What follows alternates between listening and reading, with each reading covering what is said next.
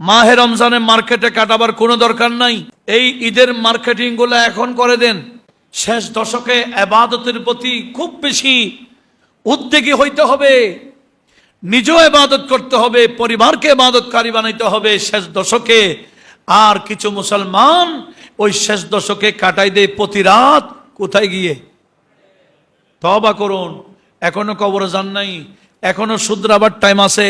ঈদের মার্কেটিং এখন রমজান আসার আগে করা যায় না? নিজের ফ্যামিলির জন্য নিবেন, পার্শ্ববর্তী গরিব মিসকিন থাকলে খবর নেন, এদেরও মার্কেটিং করে দেন।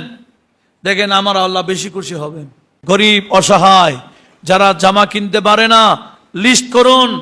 একেবারে যাকাতের টাকা বলে, যাকাতের টাকা দিয়ে আপনি যাকাতের লুঙ্গি, যাকাতের শাড়ি কতগুলো আছে, আপনি যেগুলো পরিধান করবেন না এইগুলা কাউকে দান করবেন না।